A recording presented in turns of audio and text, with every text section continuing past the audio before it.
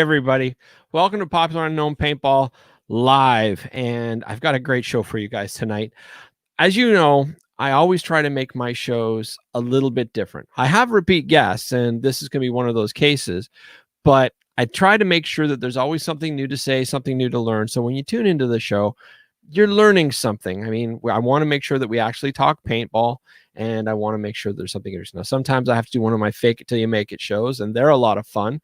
But in this case, this is actually going to be a very educational show.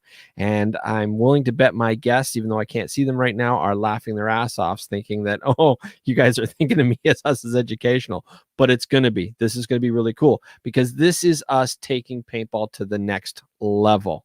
And this is going to be taking it to, like, this is bringing new technology into the sport. Now, before I get into that, though, I first of all have to give out a few shout outs. I have to give a shout out to Vulcan. Thank you guys so much for supporting this show the way that you do. I'm very excited to what we can do in the future. It's going into the new year. So thank you very much for that. Got to thank Push. It's always there. Love the goggles. Haha.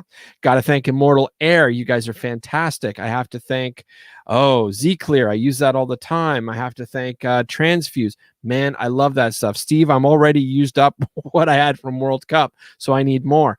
Who am I forgetting? So many people. I'll get to them later. In any case, because I don't want to be monologuing like Fred Schultz. Gotcha, Fred. All right, so let me bring you on the gentleman behind Ronin Kinetic. These guys are doing some fantastic things, but I might as well let them tell you what I'm doing. Can you tell I've been quarantined too long and I'm a professional? All right. Anyway, moving on. All right. So first of all, we've had this gentleman on before. TB. Hey, guys. Great to have you on. And let me bring your partner in crime in. Hey, what's up? Alan. Yep. This will primarily, the start will be Alan's story because a lot of people know who I am. It's kind of hard not to have been in paintball at a scenario level and not know who I am. What they don't know is Alan, and they don't understand how Alan and I can work together. So really, I'm going to kind of turn it over to you guys. I'm just going to kind of sit in the back and let Alan have his moment. He doesn't like it. As you can tell, he's kind of squirming. So pick his brain, make sure you get a good history so people understand who Alan is. And then he doesn't like being in the limelight? Not at all. That's why I do it. Thanks. Boom. Thank you, Steve. You're so welcome. I do try. Anyway, sorry about that. Hey, on my spot. Logo since TV is going to be not talking much, I'm putting you up top and I'm putting him down below. So welcome to the show. Well, hey. Yeah, I've been enjoying talking to you guys for the last few weeks about the new stuff that's coming out. I will be honest, I don't know that much about it. Which is why I wanted you guys on, because I could talk about it forever and people be like, what the hell is he talking about? Yeah, so we get that a lot. Even Leds at Planet Eclipse, when we were working with them, was like, I don't know what you said, but that sounds awesome, so we're going to help. Exactly. And I mean, I have to be honest with myself. I kind of like the whole way things are going back to the mech, which kind of goes against what you guys are doing to a degree.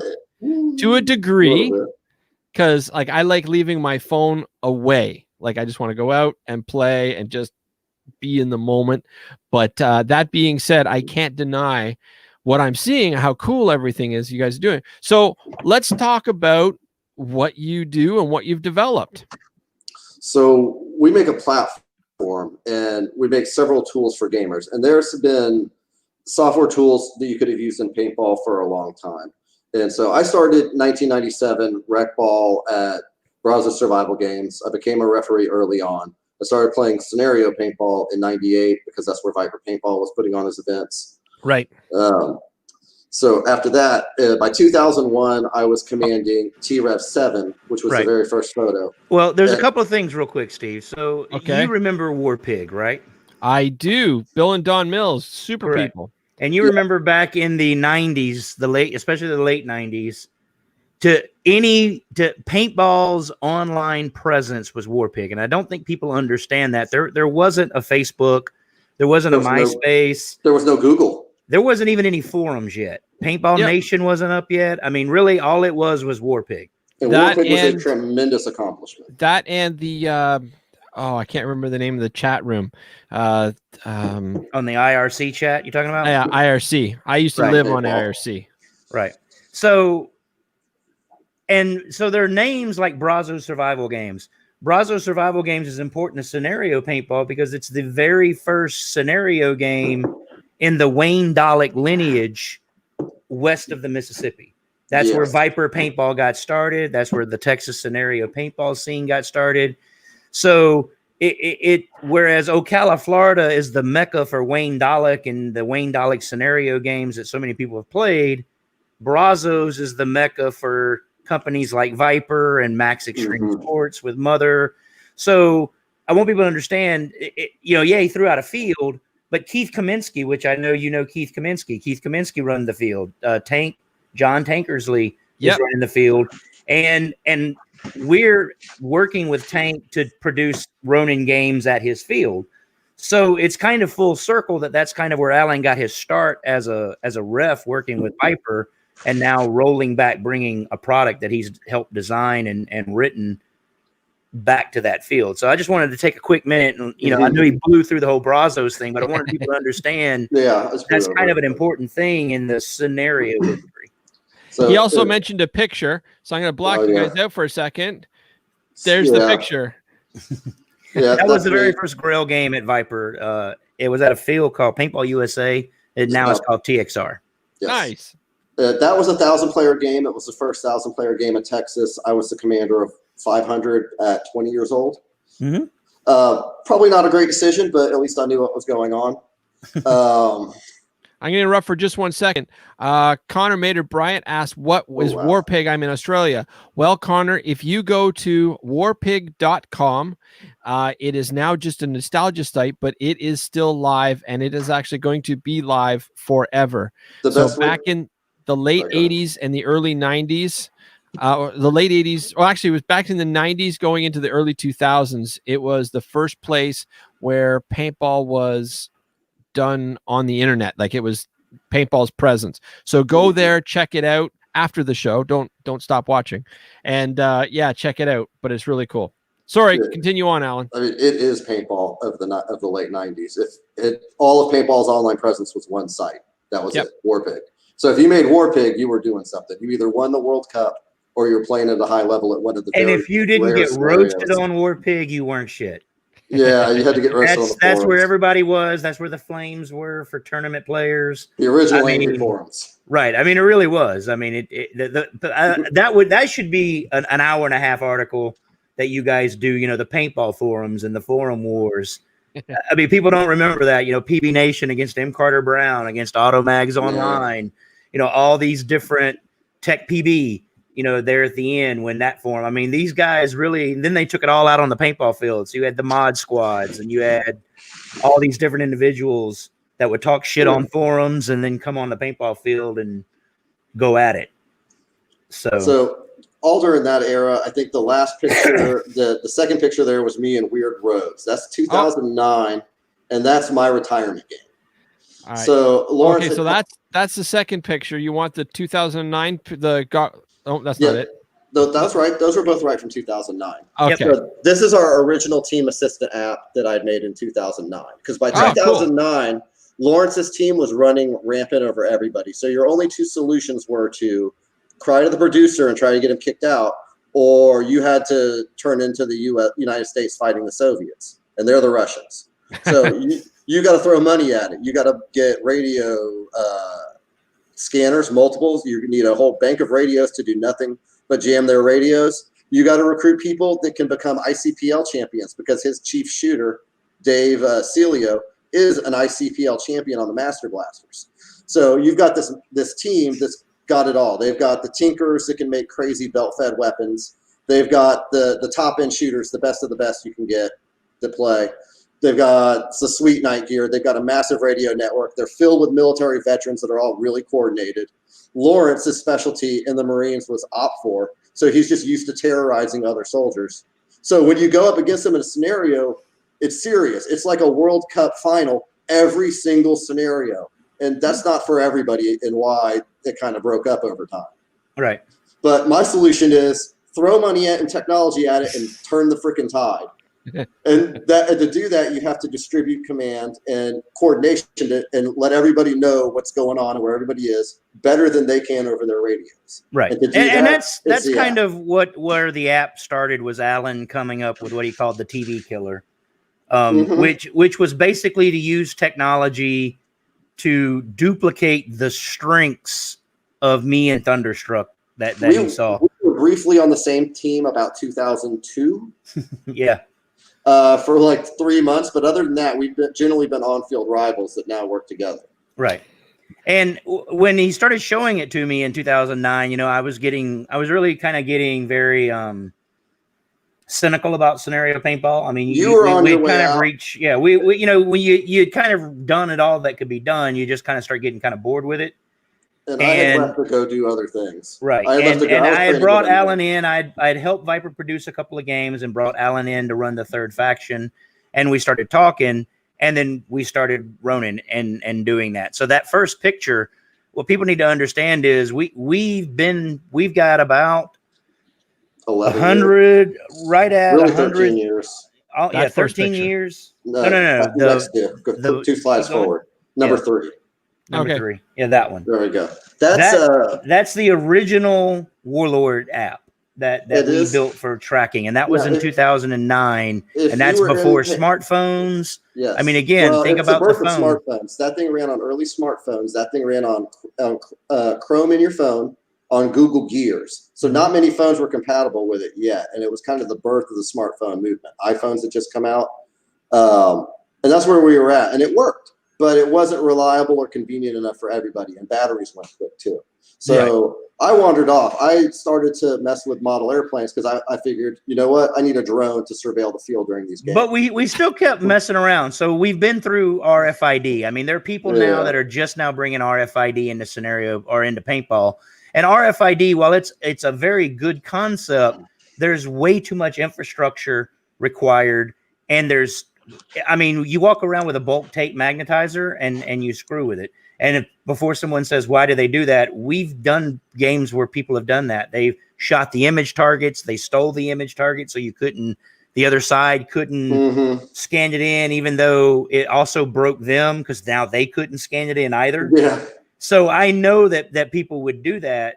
That's why we've built our infrastructure so hard with security, is because that's going to happen. So over those 13 years, we'd walk away, and then some new tech had come out, and we'd come back together and spend about 6 months coding, Alan coding and working through stuff. And he was doing drones, and it just kind of melded into where it's like, hey, why don't we just take your TV killer and basically build an app to help people and run the game from the app? Because we played MMO games. I mean, everybody's played World of Warcraft and those games. Why couldn't we do that with people? Yeah, the long story short, I went off to go, because of the drones, I discovered I liked model aircraft, particularly very dangerous large model stuff that if you hit yourself with it, you just die. Yeah. Or no, it would be where he shows a crash where it's $20,000. A dude tanks a $20,000 jet into the ground. It's 20 grand. Confetti. You get to go to your doctor friend and hold up a tiny little speck, and you're like, bro, this looked expensive. Here you go. And the messed up part is there's an entire group of people that laugh about it. They all think it's hilarious. Oh, it is. Society of Aircraft Demolishers. So I went off. I did MMA. I did Brazilian Jiu-Jitsu while I wasn't playing paintball. I started getting into the model aircraft. That led to large-scale air shows. So every year for Wings Over Houston, the opening act, I'm the announcer. So I get to announce to 80,000 people across 2 days, and that's kind of fun. Nice. And, that's led me to I've met some crazy people. If you picture number 5 is me with my pole holder vest, or Team Oracle pole holder. So Sean D. Tucker is an actual living legend of aviation, and we get brought out to hold the ribbon for the ribbon cut, which is an exciting but terrifying experience at the same time, because he's passing by you at 200 miles an hour, like 15 feet away. Nice. And that's an interesting thing to do every year. And then I started brewing beer, and I became a homebrew champion on a psychotic homebrew team through 2018. I can make a wicked fruit beer. I'm the state fruit beer champion for 2018 of Texas, the largest single homebrew site competition anywhere.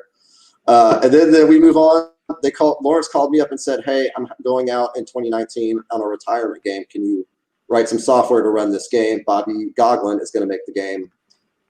Make software to run it." And I said, "Okay." And about the same time, I started playing with augmented reality software. So we ended up at picture number 7. Oh. And the context of the picture is that all of these dots are players. Those are red team, blue team, orange is the third faction, and the yellow dots are referees off field, because this was before the game started. Correct. Cool. And this actual map is printed out in microfiber by Chrissy of Chrissy's Designs. Shout out there, and Red Feather Paintball. So when you look at it through your phone and the app, all of these 3D icons popped out. That was your force tracking for the game. So you had to carry the map, glance your phone at it. Dan, we're going to be next training drones. Dan, right now in our inventory for Ronin, we have a 100-inch fixed wing drone that flies for about 2 hours. But unfortunately, we haven't gotten a venue yet with a runway to support it, and we haven't moved on to quad rotors yet. I think we will late next year. Right. So there's a couple of things before we move into that particular app. So one of them is Alan, with all of the other hobbies that he did. He and I were discussing how similar paintball are to other hobbies. That they're all that I hate to say it, but paintball's not as special as they think they are. The social mechanics are the same no matter which one you go through. The only thing that changes are the stakes. Like model aircraft, people die, and you have group ownership of $500,000 properties. So and it's always an older crowd, and the reason it's an older crowd is because it takes money. But even like in drone racing, there are people that are just there to have fun. Yep. Where there are other people that are very competitive. Then there are some people that play with the just to have fun people, and they're competitive. So all of the kind of arguments, and then of course you've got, well, we fly this type of drone, and this drone is harder to fly than your drone, so we're better than you because we had to do this. And so all the mechanics were the same, because we were both kind of burned out on paintball. We just thought that was unique to paintball.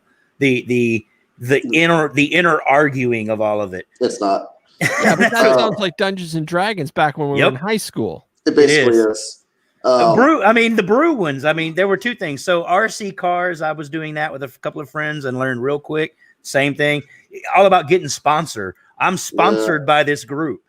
Okay, great. You know what I'm saying? I mean, that the same exact. I mean, it was just eerie. So with that said, we were like, well, you know, we connected the dots on Kinetic tag, that airsoft and paintball, the different versions of paintball, the different versions of airsoft, laser tag. It's all the same game.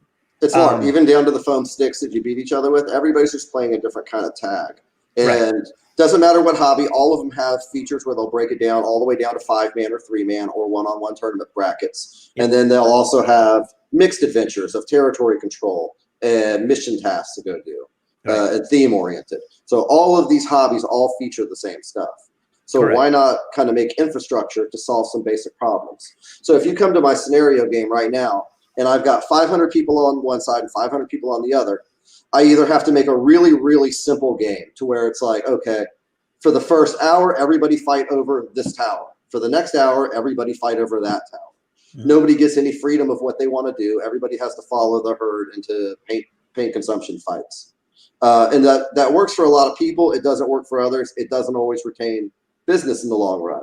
Because what we found is by offering our kind of esport oriented games, which we'll get to, we bring back a lot of people that left all those games. They've moved on to other hobbies. Well, it's because of the simplification, and the simplification is required because of the size.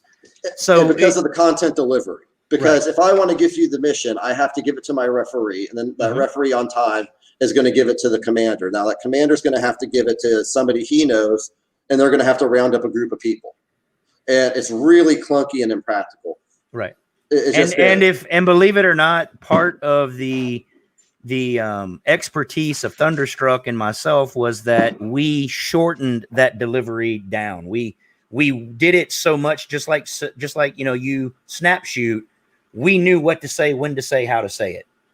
So we were able to react faster than other people, even given the same information at the same time. Even if you gave them the information before us, we still had enough that we could catch up on that. So it was trying to bring the software in to replace it. to augment that for people it's not to even utilize. augment it. It's just that if their communication network operated at that speed, we have to make something that's just, it's faster and anybody can do it. Correct. And so that's where the app comes in. So that's where we started with After the Wave. So while it was with my retirement game, it was primarily a proof of concept. So people need to understand we are still in beta. We're not, you can't buy this app yet. The only way you can get it is to play an RTT game, or if you're in the beta testing for Warlord, which is our standalone app. That's the only way you can get it right now. And that's just because we're 13 years, 1,500 man hours easily, or 10,000 man hours, 10,000 coding hours, 13 years into this app. It will release when it's ready. And a lot of that has been waiting for this juncture of tech that's coming. That's here already in the tech that's coming. I mean, I just got the iPhone 12. If you were in Korea, we would be playing holographic. So I've got the iPhone 12 Pro Max. Alan, you haven't played with one yet. The AR is ungodly. The picture quality is ungodly. Again, I know everybody throws out phone. We've done 80 hours of straight gameplay, and not one phone has ever been destroyed. Yeah, so not one phone has ever been lost. Not one phone has been shot. When it came to 2019, it was all the first time we did everything. It was the first time, it was a world first to use an MMO server to run a game. It was the world first augmented reality game. It was the world first to do augmented reality in 3D. And it had all these crazy world firsts that we accomplished. Well, there were other things. So it was the first game where you did not have a mission card. The missions were sent via phone. So everyone on a side got the mission at the same time. If you had the phone, no matter where you were at. Right. If you had a phone, you got the mission, and you could opt into the mission. You could go run the mission. So truly, for the first time, and I told people that at this game, I was completely decentralized command. I couldn't tell you which missions were running. I could look at my phone and tell you then, but before I kept track of all of that in my head. I kept the timetables and all of that. So I had people that would call in and say mission's complete, and I'd see it on my phone and get the points for it. That's what the app does, is it empowers the players to play the game at the level, whatever level they want. If they don't want to do that, that's cool. You don't have to do it. It's not required. But if you do it, you get something out of it. And that's kind of where when we talk about RTT, where RTT came from. Because playing this game, I mean, the software, what it proved at that game, because the other side was full of scenario veterans too, and they tried to run it the old scenario way of command of one person, and that person controls everything, and it all goes through a guy who writes the mission card down, and he controls where it goes and who has it. And so they want to know where everybody is. Where for me, it was, you do what you got to do. You've got the information. I expect you to get it done, or call me and tell me you can't, or what you need. And even though we were outnumbered by 120 players, we were down 120 players. They had 10 tanks. We had none. We still beat them by almost 300 points. And again, it was strictly because of the people on my side utilized the content management better. It wasn't me, it was the software. And that's what I told people. It was just that everybody on your side had access to it and they cared. Correct. That's all it worked out. And that's what it proved, because even though we only had 10 people out of we had 23 people use the app. There was about 63 total.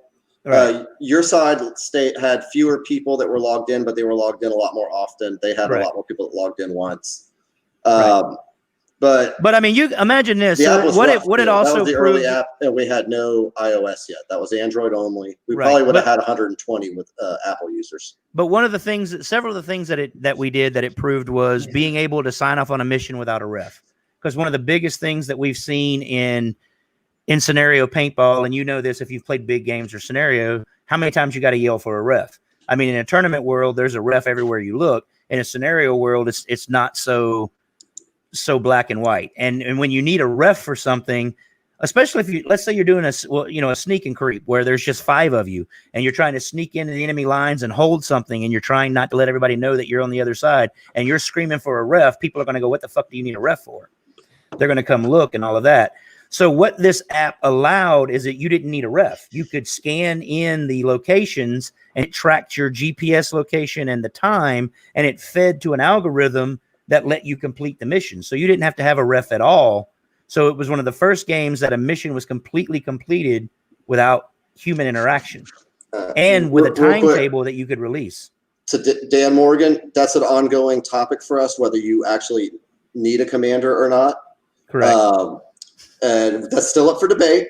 But, the goal is we're going to build an AI that will command for you. Right, or have assistance to your whole group at all times. But I'd just like to point out at Frosty's Revenge at Wasaga Beach a few weeks ago, the commander of, I think it was the blue team, was a stuffed llama. I'm just saying. Well, in this instance, you don't. That's my argument. But here's the thing: you don't need a strong XO either. Okay, because while y'all want to sit and talk about commanders and all of this, and I understand commanding is vastly different now because they sit in a tent outside of the field and smoke and joke. I come from the period where the commander's on the field and doesn't come off. And after the wave, I was on the field 24 straight hours. Because that's where we go. But Jeff Thompson, yeah, we do have wireless displays that are coming out that work with our Okay, stuff. again, you don't need the phone out, and the phone coming out during play is a misnomer. So before everyone starts going down this road, because again, we've been doing this now for 2 years. Everybody's worried about their phone. We're going to get to that. I got screenshots. Not one phone has been broke. Again, you walk up, you pull your phone out, you do what you got to do, you put your phone back up, you go back to play paintball. The phone runs, it talks to the GPS. You only pull your phone out to interact. If you don't interact, you don't pull your phone out. It's it's automatic for capturing. So we have screenshots that are in the list so let's get back to panel.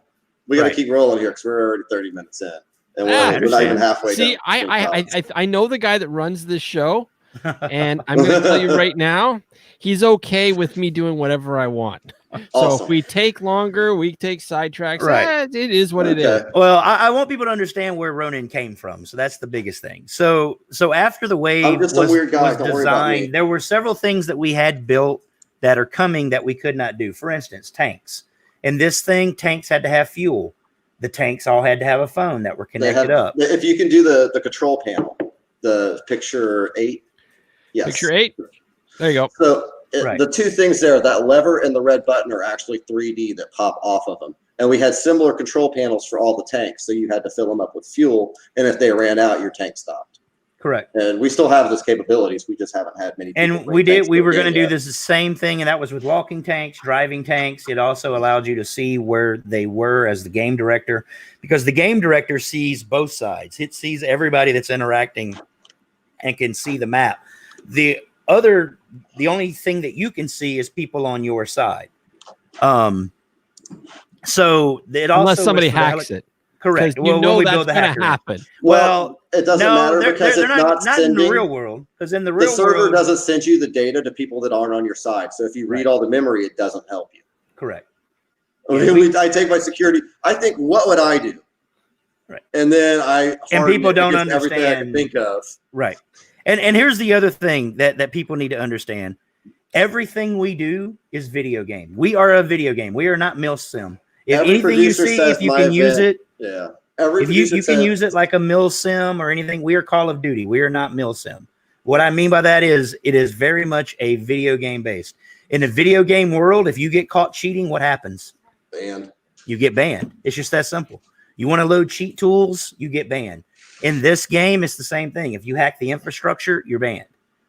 I mean, it's a no tolerance. If you wipe, it costs your side an hour of 200 people. Well, we haven't got into that yet. Where we assign points in scenario games for behavior where it deducts off your side. On top of that, it flags your commander. On top of that, we have a wall of shame. So at the end of the game, everybody knows who was shooting hot, who was shit talking the refs, who was fighting, whatever it is, and it follows you. And yes, it can get to a point where a field may not want you there because you're a safety hazard. And my information to people when they bitch about, well, what about it? It's like, well, then don't fucking do it. Excuse my language. It's all good. I mean, you know, don't be bad. Don't be mad that the cops are watching you. Don't We're do trying it in front lower of the insurance cops. rates, not raise them. Correct. So the other thing that the After the Wave proved was that a commander like me, and I only say that because I'm a very experienced commander, couldn't break the system. You see what I'm saying? I mean, so we knew that it would work. So that game was really more of a proof of concept than it was anything else. And a lot of people don't grasp that. They think it was a retirement game and everything else. Well, thank you. I appreciate it. It's my 3D artwork. That's actually part of it too. So while Alan does do all the coding, I do all the 3D printing. Yeah. And all of our props are 3D printed. It was completely irrelevant, at least to me, who won the Firefly game, because we ran the server for 25 and a half hours straight on a game with no stand downs. The phones held up. The phones never broke. The batteries hung in there, and everything worked. And so that proved our concept. And then we were ready to steamroll into 2020 and go from our alpha testing to our beta testing. So people need to understand that was 2019. It was a year and a half ago now. And 25 and a half, I mean, it was a 24-hour straight game, no drops. Everything went 24 straight hours. Then there was a 30-minute stand down and an hour and a half final battle. And it tracked that as well. So we tested it for 25 and a half straight hours in a paintball game with 350 people playing. Using burner phones. Right. Using $100 phones from Walmart. So, you know, it all worked and everything was fine. Then we rolled into RTT. So RTT stands for real-time tactical. And the simplest way I can explain RTT to people is it's Call of Duty domination mixed in with flag control. And it's all done with your phone, meaning you don't have to pull your phone out. It uses GPS to know where you are. And if you're at a field that's running the full RTT suite, you're going to have flag stations that show you what color owns it while you walk up to it. The AI will be able to say, okay, there's 30 people here. There's 20 people here. The 30 side's going to win. So you're going to watch the flag station change colors as the more and more people come in. So RTT really is, I was telling the commanders for the October game that the other day, there is no missions. There is a game. There's objectives. There's things you can do in the game to score points. There's things you can do in the game to build MOSs. So medics, snipers, engineers, you build these things to do that. The other side is trying to do the same thing, and there's limited spots to do it in. There's normally 13 locations, and as Lacey will post if he's watching, 7 out of 6 is domination. And that's what I've had to teach people is you don't want 13 out of 0. You want 7 out of 6. As long as you maintain 7 out of 6 longer than the other side, you win. We have an auto balancer that we'll talk about once we hit RTT2, but we've got at first, if you could flash up picture 9, that was our heat map from RTT1. So a big thing of one of the things that we're proudest of is we do heat maps, and this is low country paintball. You can see the L shape of it. You can see where all the action was on the 50 and how the sides approached it. You could see the people that went commando and ran through the woods like crazy people. So the top is the staging area. So the top middle is the staging area. The far left, as you're looking at the screen, is one base. The far right is the other base, and you see the 50. So the tape line actually runs along that white spot. And then that other red spot kind of in the middle is the actual insertion point. So there's a tape line that comes in, and you have to walk from that point down to your base. And then that's where you start. So that's where you actually see one of those tracks. Somebody left their base and went out the back door and went all the way around to come back in. And then you can see where they cross paths, and that was an actual firefight. I think that was 2 different teams. Yeah, that was Lacey and Bryant. So quick shout out to our what that players. Actually provides to the field owners is it shows the field owners where players play the game.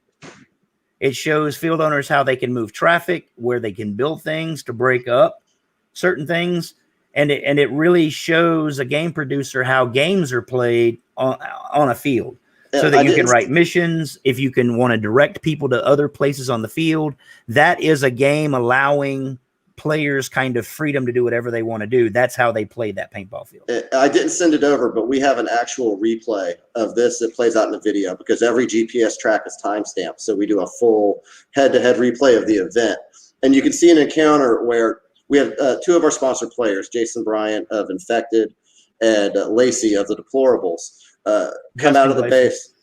Justin Glazen comes out and chases Jason Bryant down, and you can see their dots in hot pursuit. And then you can see Jason Bryant about where he gets shot in the back and has to go back to his base.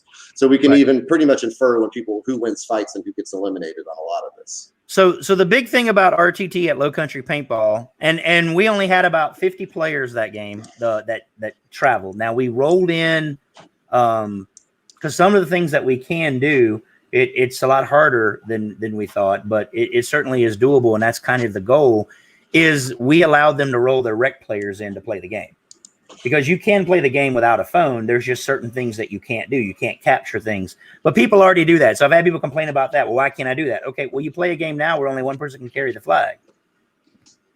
You're all supporting a flag, but only one person can carry the flag. Or you're playing a game with a mission card and only one person can carry the mission card. You're all in support of that. So pick one person to run a phone and everybody else support that guy with the phone. Now, it just solving the issue, but part of what it was is that was the very first AR territory control game. That game, the difference between that game and After the Wave was a traditional scenario game. So you had a mission every 15 minutes, and you had to control it. Sign a lot of it off too, so you had to find referees everywhere you went. Whereas at this game, we actually ran a 75-player game with 3 refs, and told them to go stand in the 50 and follow the sound. And that's what they did. They called paintball. And so, we tell people we've returned refs to their number 1 priority, which is calling paintball. And number 2 priority, making sure people are playing together, having fun, and representing their field as what refs are supposed to do. Refs shouldn't have to sign cards, no 800 missions, what this mission means, what that mission doesn't mean, all these other things. One of the strangest things we found is, I really consider empowering the players, because a lot of what this does is fix stuff that I never liked in a scenario game. I never liked the fact that there was only one mission card and it was treated like gold. I don't like the fact that there's a choke point between me and what I got to do. And I don't like the fact that the scoreboard is always murky, because you could go to a game and you've obviously trashed the other team for 14 hours. They win the last battle, and that's magically worth more than everything you just did the whole time. Correct. And we didn't talk about that. So at After Wave, that was also the first thing it didn't talk about. That was the very first time there was a real-time scoreboard, and everyone who had a phone knew the score anytime during the game. It's just right in your pocket. Just pull it out and look. You knew what the score was. So what wound up happening was we kept it close because they pushed us in our base Saturday, of course, because we were outnumbered by 180 players. But Saturday night, they couldn't keep it up. It was 24 straight hours. You know what I'm saying? You run out of paint, you run out of air, you run out of ass. I mean, the same thing went on to happen at RTT1. One side would start to get up, and then they would look and go, "Oh, we're way up," and they would go off and then go get something to drink and hang out, kick it for a while. And the other team would come roaring back, and they would go, "Oh shit, we got to run back out on the field and get back into the game." Right. And it was seesaw the whole time. All right. So I interrupt for just 1 second. I got a private message, and the person asked, where was this game played? When was this game played? What was it called? And how many people were there? Infinite War Low Country Paintball in Ludowici, Georgia. This was done in March, right as the COVID. This was the last game that happened before the COVID lockdowns began. Mm-hmm. Beginning of March, middle of March. Yep. Probably 100, 125 players. No, it was 75 players. 75 players. There were roughly 60 paid players that came for the game and played both days. Then there were roughly 15 to 30 players that swapped out the 2 days that were rec ball players. Okay.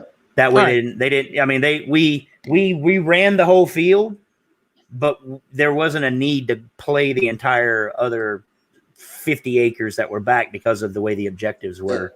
Things were going crazy. Here's the thing. Here's the other thing that I'm going to tell people that's going to blow people's minds. We have a 300 player cap. We don't want more than 300 players. 500 players would probably be pushing it, and I wouldn't enjoy it. A 300 in a scenario game, 300 player game is a lot of fun. There's lots of cool things that you can do that you're going to let the players do as a producer. It's big enough that everybody's got plenty of people to shoot. It's small enough that everybody gets to know everybody. I mean, that's just how the games were built. There weren't 1,000-player games where everybody sat around, drank, and went out and shot people. I mean, they were smaller, more intimate games. Yeah, they were still drinking and all of that. Don't get me wrong, but the gameplay was differently at that size. Our RTT, everybody was terrified. We were all going into after the wave was 2019 at Sherwood Forest in LaPorte, Indiana. Man. So we have 3 early adopter fields: Low Country Paintball in Ludowicz, Georgia, which is right outside of Fort Benning and Savannah. Billy Smith, been a long time scenario guy, had the free finale, did Paint Club 21, which was X-rated Living Legends. Then we got Tankersley. John Tankersley at Bravo Survivor game in Houston. He's got a leopard tank now. Yes, he does. I just have to throw that out there. He's got a legit leopard tank that runs. Tank's a really impressive guy. He's got his hands on a lot of different fires. Well, Tank is also building 2 laser tag facilities that'll be running Ronin software with laser tag. Because again, we're not. Everybody's thinking we're trying to come in and compete with Legends and Super Game and all these other producers. And the truth is, we're testing tools. And I don't even know if we're going to live in paintball. Ronin may wind up leaving paintball and go to airsoft or laser tag. I can go do fishing and race cars tomorrow. Right. I mean, we've already got fishing tournament apps we started doing. Alan does doing AR for air museums. I mean, the sky's the limit on AR stuff that we're doing. So, I mean, if people don't want to do it in paintball, that's cool. We'll move on. But so far, we chose to do this in paintball because we both got 20 plus years of paintball experience writing games. This was the natural place to beta test. And, you do environment. Right. And if you talk to anybody that's an early adopter, they'll tell you we take their criticisms in hand and provide results. For example, at the last game that we were, with the app, every player has a chance to impact the game, and the best part is you can see who does it. I think we're going to get to that part. Yeah, we'll get to the achievements. But I don't think I did what was slide 10? Because slide 10 was tied into that was an RTT. That was an RTT puzzle. So we brought in 3D mini games. So just like in a video game where you have to get resources to build your units. Right. Same thing here. Your engineers have to solve this puzzle, and they have to do it by matching the 2 waveforms that they're scrolling by in 3D. Now, this is when people have to take their phone out. So what this is an engineer MOS. So in the past, all the MOSs carried a card. You had a card and a pin. And like this card, I can use my rocket launcher because I'm a demo, or I can heal people because I'm a medic, and that was the MOS structures. Right. So the engineer had the crappiest job of I get to rebuild stuff that other people blew up, which meant I take some tape off of it. Correct. I got to carry around a bunch of demo tape. Or surveyor's tape. So part of what we tried to do with the MOSs is in the real world, everything requires you to do something. So if an engineer is going to go do something, he should have to interact with the object more than just having people surround it and shoot everybody out, because he's the engineer and we're going to be capturing what he does and capturing the work that these MOSs are doing to be able to provide statistics back to that player to tell them with feedback how good they are at performing that role. But if you want extra lives for your tanks, you want heals for your medic, you have to have resources for it, and the engineers have to solve those puzzles together. Right. So the engineer has to go to the site, he's got to pull his phone out, and he's got to do that puzzle because it's an AR puzzle, meaning it shows up virtually. So it's 3D, but it's in your phone, so you're interacting in 2D within a 3D environment. We could go to picture 11 because this is kind of one of our fun tangents. So when I originally talked to Jack Wood, he was one of the people that followed us from Planet Eclipse. What he's most interested in is when we will intersect with wearable smart glasses with good projection technology. And unfortunately with that, I'm just going to throw it out there because I've already had several people ask me about it earlier today. Intel just bought the company that was about to drop it. Frontier. Did they buy it? Yes. Who did they buy? Nreal? No, the other one. Magic Leap? No. Cliff's Edge. What was it? Frontier's Edge or something like that. It was the newest one that was just about to come out. They were getting ready to package it with phones, and Google came in and bought them in June and shelved the IP. And what people don't understand is that's what happened to the wearable Evo. That's where that tech went. It wasn't that, the GI EVS. The EVS. Yes. Yeah, GI mismanaged that whole thing, but that went away because Google bought Recon and shelved it all. They shelved the skiing stuff. They shelved the paintball stuff. All of that went away because Google is pushing for Google Glass. Not only that, but when they rolled it out to paintball, they made the underlying mistake of throwing a widget out there that didn't have content to support Correct. it. So you have to have your infrastructure that delivers all of your game content to people, and then we can make it holographic on top of that. Right. So the other thing they did for some odd reason was they took out text notifications, because if it took text notifications, you could use it for Ronin, because I have a set. I've got some, because that was the first thing I was like, hey, let's do this and use it. And they took away text notifications. What I mean by that is if you have a smartphone, it interacts with your smartphone, your smartwatch, excuse me. The EVS is supposed to do the same thing, but and if you can find the snowboard EVS, you can use them for our app where it's already connected, and we're already AR connected for smart glasses with HoloLens and Magic Leap and Nreal. Right. So if you want to wear those glasses on the paintball field right now, you don't have to take your phone out. Right. We're already set for that. The thing is, nobody's got. You think a phone is expensive? Try taking out a $600 set of smart glasses. That you wear under your goggles, and they're going to fog probably pretty quick unless you've got X-Fog. So the Nreals just released with the Samsung Note 20, but only in Korea. So we're still here in America waiting for the tech to drop. We're ready for it. We'll have holographic in your goggle play as soon as the technology hits the shores. So when you hit that World War II game and you look up, there's a dogfight in the sky. Or if you're playing the sci-fi game, when that orbital laser obliterates your base, you have an orbital laser obliterate your base, and not a referee just walk up to you and 8 people and go, by the way, you're all out for no reason. Oh, cool. And that's where we're going with it. We have to intersect the holographic gameplay with paintball as it emerges. And if we don't have the underlying infrastructure, when the technology gets here, the technology might not survive, or paintball will never be ready for it. Somebody has to do it, and it's not going to be any of the major paintball. Well, there's multiple things that are converging right now that I tell people, and you're going to have your conspiracy theorists, but whatever. So this is where it comes. 5G is out, and 5G is gigabit to the device. So what that means is everything's going to be connected. Your phone's going to be connected. Your refrigerator is going to be connected. Your stove's going to be connected. I mean, everybody that watched Star Trek, how do they think the computer knows all that stuff? The other thing yet. Hold on. All right, I muted him for you, Alan. Thank you. We don't do IoT yet. We got IoT at the end. We got widgets. About that. All right, you're back now. You're back. What I'm talking about is the Internet of Things. Yeah. And these things are coming out, and that's why this app is. So a lot of the things that we are building the infrastructure for, as other tech comes available, and it's coming quickly. I mean, AR, like I said, all of the new phones, the Samsung high-end, the iPhone Hero devices, all of them are AR. All of the cameras are AR. They're putting LiDAR on them, which is laser to basically run and scan the entire room, scan environment so that you can put them in. I mean, because you know what you didn't talk about? You didn't talk about us driving to Mount Doom, to the middle of Alabama. Alan and I drove to a field in Mount Doom in Alabama for Stephen Ledbetter's Dragonfire Productions, and we were convinced it was not going. Yeah, we were convinced it was not going to work. And the reason why is because it's in the middle of the mountains. It is literally on the side of a mountain. It's Jurassic Park themed, and it's where you go dig for dino bones. Right. And it's this insane mountain. I've never seen anything like that. And so we sat the whole drive there for 14 hours and pretty much rationalized ourselves out why none of this tech was going to work because of cell phone usage and GPS and everything else. And then we got there, and that's kind of why we've adopted this new philosophy of fuck it, we'll try it. Because when we got there, everything worked. Everything worked fine. And you could stream Netflix. Yeah.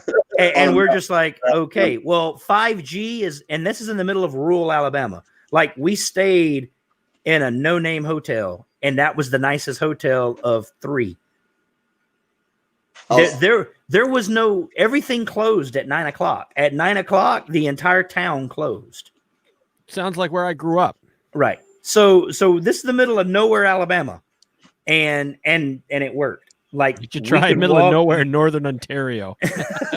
So, but 5G is specifically being rolled out for rural areas. Right now it's in the cities because people are trying to get their money, but where it's really going to move exponentially is going to be rurally, because eventually you're not going to have an internet in your house. Everything's going to have its own internet because you're constantly going to be connected. So we have picked that up in 2019, and that's why part of what people will see as you see these slides, we have grown exponentially every game. Every game is vastly different than the previous game, and all of it is based on polish. It's not bugs. We find bugs because we actually have a bug bounty system. Bounty. So if you find a bug and you bring it to us, we give you an accolade, and you actually have that accolade goes with you as you log into anywhere on it. We will talk about that for the early adopters. So when we hit, by the time we got through, COVID hit and everything was in flux. So we actually had a meme at one point that was the Lonely Escobar meme, because people were interviewing all the producers that canceled their event, and they were ignoring us who were standing around going, hey, we're still having a game. But But we were the scrappy upstarts. So pirate game. Yeah, the pirate game is Alan's opus. It's his magnum opus. I mean, Alan wanted to do a pirate game, and believe it or not, the pirate game was originally based, when he was starting it, on Sid Meier's Pirates. You ever played Sid Meier's Pirates, the video game? Well, it is an old game, but it is a open world pirate game. And what we were trying to originally do was there would be 14 boat captains playing the game. Eight boat captains with 14 crew. Right. But there would be eight captains versus one general. So for anybody that wanted to play a traditional style scenario game, they would play for the general, which was Joe Stabeck, who was running, he's the field owner of Sherwood, but he was going to be the general of the game. And that would allow him to work with all of the newer players, and they would be running missions like normal. Every 10 minutes, there's a mission. You go capture this, you hold that. The other 8 boat crews that were the other side were going to utilize their phone, and they could only have 14 people. So what I was telling people, it's you and 14 of your friends sailing on a ship. They were going to have to build a ship that was a push tank, and they were all going. That was going to be their insertion point. And those 8 crews were going to work with and against each other throughout the game as their 8, because you belong to your crew against that. So we had a lot of people playing against their own teams too. Right. Well, we had 7 captains that were all picked up, lined out, and then COVID hit and all of that went away. So then we rolled it to, okay, we'll have 2 sides, and Josh Nutt from Canada was going to be the side against Joe. Because you would be shocked at the number of people that don't want a general against a field owner. That would be slide 12, so it would be our pirate game. All right. Going down it real quick on the screen. So in the top left, we had the push to talk button. So this was the first game with VoIP communications that were built in. So as soon as you logged in and joined your side, because your login information was on your game badge, you could push to talk anybody else on your side logged in. You had all of your missions. You had force tracking dots. You have a "you are here" dot where you're at on the field. But most importantly, all the green lettering is a combat log. So whenever something was happening on the field, you could see who's doing it and where they're doing it, and immediately go to a paintball fight. So there's no instances where you could get on the field and not find paintball, because you can always see what's happening and immediately go to it and confront it. And then the other thing is all of those icons on the left do something. Yeah, those are all the missions. It switches between augmented reality mode. The rules are in your pocket. The connector for our external hardware, which is something that people have been wanting, such as this little Arduino board. This is a lot. You don't have to take out your phone. We're redoing our 3D printed housings for it, so you can mount it on marker. You can mount it on any GoPro mount, and then you'll see all the information from the game right on your little widget without taking it out. Cool. It'll also function as a game badge. Your game badge and your controller for your team tag, because instead of having different 8 color team tags, we can make an RGB team. We're building an RGB armband that you'll wear that'll be controlled with low energy Bluetooth attached to the app. So and it can change. In other words, instead of having to wear armband tape or having multiple colors, when you log in, it will automatically assign you that color. But and more you'll have that importantly, color on. let's say we have a safety incident and we have to do an emergency stop. Any ref on the field can hit E-stop. And when they hit the E-stop, the lights Everybody's armband starts flashing. Everybody's armbands, all the lights start flashing. So we can get a huge upgrade in safety that you can't do without this kind of networked infrastructure. You just can't have it without it. So is it just gonna be flashing, or is it gonna be audio as well? The audio comes in because we've got speakers already Yes. that Alan's got to go that you can put into your mask, because background ambiance noise that are theme based is something we're looking at too. They're actually on my mask in the garage. I just thought it'd be cool if it was like it not only flash but chirp, because if you're in the middle of playing, you may not be able to see your own. Well, armband, most right? people the goal is that people will be wearing a Bluetooth earpiece, so you'll be able to hear it, because part of the voice over IP is it allows you to segment. So as a game director, I can hit a button and talk to every player that's logged into the app. Right. I can hit a button and talk to every ref. As a commander, I can hit a button and talk to every. I can talk to an individual team. I can talk to everybody on my side. I can talk to just my commanders. We're switching out VoIP. We're bringing in video chat to make it better. And with the tablet setup, if you have a tablet at your flag stations, you can live stream all those, and then you can do a composite view, so you can see all of your flag stations at once. So you've got your activity, you've got your RGB light control on it. Everything's there. It's really convenient, especially with the emergency stop. And you don't even have to have a tablet. I mean, and if you want to be super cheap, all you need is a $30 burner phone. Yeah, you won't get all of that, but you'll get significant stuff. So you're not having to put $300 or $500 tablets. I mean, we're doing this built on a budget. $50 Walmart tablets. Right. We understand that people, don't have money for infrastructure. That's the whole reason why we're doing this. Because now, the point is the infrastructure is now the people. In other words, you're bringing a phone that can do this. We're just utilizing your phone to make the game better. If you were a producer and you came to me and said, Alan, I want to do a game tomorrow, what's the bare minimum I need? You need 2 burners and your own phone. Give 1 burner to each commander, and you can do a traditional scenario game. And you have the commander write the mission out when you send it to them. Yeah, a lot of people don't remember that was, scenario paintball used to be, you had a code book. They would call the mission into you via radio, via code, and the general had to decode it. And if you didn't decode it correctly, you didn't get the mission. Even if you did what was on the card, because all those cards went back to the producer, who then checked the master record. There was a significant amount of complexity in scenario games that people don't remember, that made for better games. We could show 13. What were 13? We could do the AR. 13 is the Davy Jones heart. That's just an augmented reality enhanced prop. So when you open this book, the heart jumps out in 3D.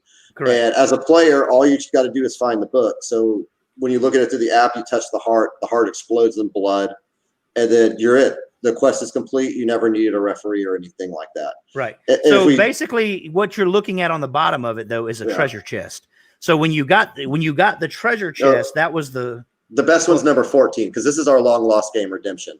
We will be in Canada next year. Now, if you see the Westworld logo as trivia, once the camera detects that logo, it activated that 3D avatar to pop out. So the hologram is on my desktop.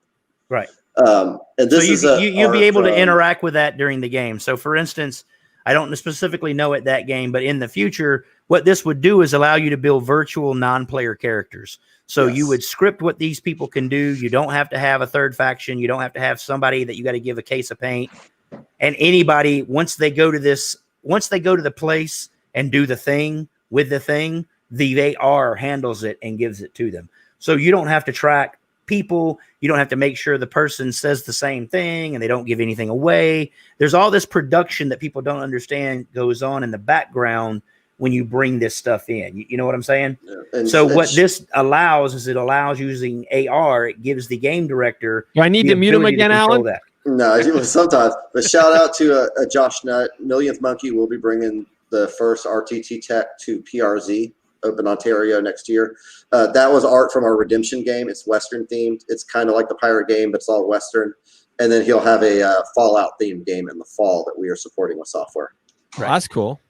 And whoever builds a Pit Boy with a phone in it gets extra points. Yeah, Pit Boy gotta have the Pit Boy. And believe it or not, don't I've already got them. They're on Thingiverse. You can 3D print them all the way up to the current phone, and you just basically slide your phone in. You 3D print a Pit Boy, and now you're running around with a Pit Boy and your phone running the app. Well, we got to do Pirate Game. Unfortunately, we lost 2020 Redemption to COVID. Well, yeah. Hold on, we're not done yet. So The other thing is props. So part of what that VR is utilizing a scanner, which I've got one, Alan's got one, and you can actually use the new phones. That's part of what the LiDAR and everything does. As a game producer, somebody brings a prop to you, you can 3D scan the prop in, and then we can put it into the environment. Cool. At the field. So it's not even something that's, takes a whole amount of time. We demonstrated that in Alabama as well. We took a prop, scanned it in, put it into the game, and then it was there. And it allows you. Go ahead. I interrupt for a second. When you guys come up to Canada PRZ, are you two going to be playing? Like, are you guys going to coming up? I'm a remote tech support, so when I don't even think we're going to be able. I don't even think we're going to be able to be there because it's the same weekend as Super Game. The border will be closed. Yeah. Well, we don't know about the border. That's the first thing, but I think it's the same weekend as Super Game Midwest. Super Game Midwest. I'm a technical consultant for the blue side. Matt, Mr. ESPN from the Mutant 313. Shout out to them. Guru. Guru is the XO. Dwan from 13th Legion is the commander. Come play blue. They were really badly outnumbered last year. We need your help. I just wondered if you're coming up because we were going to. It's like 2-3 hours away from me, so I got a passport just to go, and then COVID hit. Yeah, I mean we both got our passports. We're planning on coming. It's just going to depend on when Josh can do it. If they get to do it, we were going to be there this year, but with COVID they canceled it. So it's really just kind of dependent on when PRZ can do it. We'll talk about why we don't even have to be there, so to speak, as a game producer. So at the first RTT game ended with me leaving 2 hours early to go to the airport, and I continued to direct the game from the rental car on the way. Well, we'll watch it. Because part of what people need to understand is Alan and I and our history in games, we are strongly, I think I can't militantly say enough strong about it. We very much do not like people with the ability to monkey with the game. The game is the game. So what that means is that we don't even have controls to manipulate the game. Once the game starts, the game runs. The only way you can make any manipulations is you have to make a code change, and everybody has to download the phone, the new version. So everybody knows that you've made a change. You see what I'm saying? So it keeps it, but it also, if one side starts getting the shit kicked out of them, they just get the shit kicked out of them. So in the Georgia game, what happened is that's what happened. It was about 40 on 20, and the 40 were the home field teams, and they started kicking the shot of the other side. So what Alan was able to do was go out and actually play the game as a player. He didn't get anything special. He didn't get anything extra. He had the same app. Right. He had the same app as everybody else. But what he was able to show is if you understand the game, you don't even have to play paintball. And I know people are going to think that's weird, but it's really not. Paintball is great, but for a lot of people, a lot more than you imagine, the experience of what goes on around paintball is more of why they're there. The same people that show up to drink need to understand there are people that show up to play in the game, whatever the game is. Not paintball. The paintball's part of it, but they're there to do whatever it is that the game is doing. Yep. That's why I was in Vegas last year. I didn't play. Right. I just went to the field to socialize, hang out, do the podcast, hang out. And we are really working on using tech to make people inclusive. And what I mean by that is so in Warlord, or even at the last RTT game, we're skipping ahead a little bit. Well, hold on. 15. What's 15? 15 is achievements. Oh, yeah. All right, there we go. Yep. We maintain achievements for all of our players and on their accounts. Well, so what games they did, if you talk to people about the thing they love the most about Call of Duty, it's the leaderboard. Yes. If you talk to any kid under the age of, talk to your kid if he plays Call of Duty or any game, even League of Legends, any game, Fortnite, it's all about the leaderboard, all about the winning chicken dinner, all about the did my buddies see me win.